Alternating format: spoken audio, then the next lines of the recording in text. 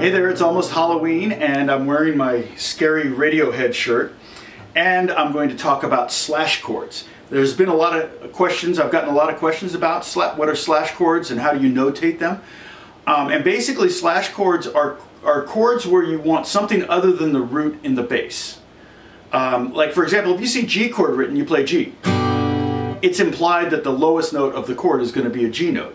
However, if you see G over B or G slash B, that means it's a G chord with a B in the bass. Now the B happens to be the third of G, so it's part of the triad of G. So it's not an unusual chord. You can play G instead of it. If you have a bass player, he's going to play the B. But basically, G over B would just be starting a G, like for example, play your basic G chord and just start on the 5th string, on the B note there, and that's G over B. We could also do G over D if we just played from the D string down. So that would be G slash D. G chord over a D bass. And then that might want to go to a D chord and then the whole chord go right back to the G. G over D, to D, to G. And that's kind of a cadence, kind of a final cadence.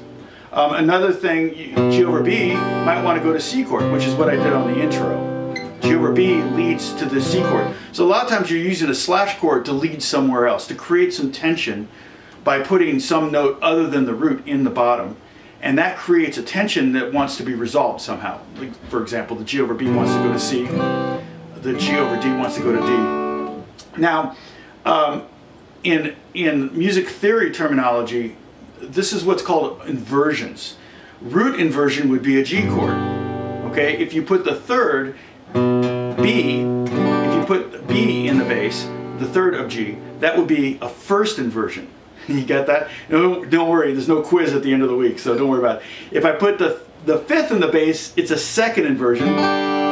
If I were to put the 7th in the bass, like an F, if I were to play G over F, which is a really cool chord, I would call that G slash F, or G over F, but you could also call that technically a third inversion, you could call that a third inversion G chord, and fourth.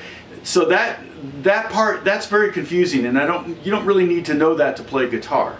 That would be something if you were to be taking a music theory class, you would need to know what first inversion, second inversion, third inversion, things like that. Okay, but for our purposes, we're going to just talk about the chords as if they're slash chords. So for example, that G over F, again, would be written G over F. I could also go F over G. So if I played like an F chord like this, and put a G in the bass, I love that chord. That's also sometimes referred to as an 11 chord, but it doesn't have all the notes that an 11 chord would have. This is simply an F triad over G, and that also leads really strong, in this case, would lead to a C chord, pretty strong. Earth, Wind & Fire would use this with their horns. They would take that chord, that voicing, go up a whole step and then up a half step.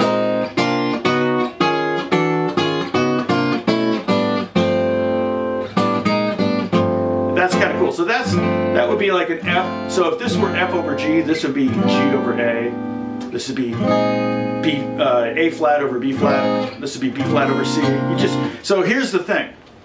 And I did a video quite a while ago about the most important thing. And the most important thing that I think you should know on electric guitar, the thing you really should work on striving to understand, is what all the notes on your fretboard are. You know, no matter where you are, that's an E, this is an F sharp, whatever, this is B flat, C, B flat. You should be able to know your fretboards really well. Well, of course, obviously that applies to acoustic guitar as well, and that will really help you play slash chords. Because if it says D over F sharp, you know, unless you've memorized that chord, you wouldn't know where it was. So, but if you know that F sharp's down here, now there's D over F sharp. If somebody asks for D over C, and you know where D is, a D chord, and then you can find a C note below it, you've just created D over C. Say they asked for A over C sharp, okay, that would be, you know, you can play an A chord, you got to find a C sharp. You might have to do it like this, you might have to refinger it.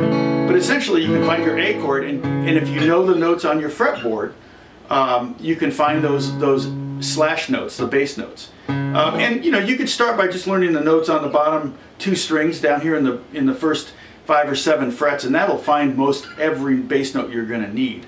So that's just a little kind of a basic introduction to slash chords. And musically they're very usable. I use them all the time. They're great passing chords.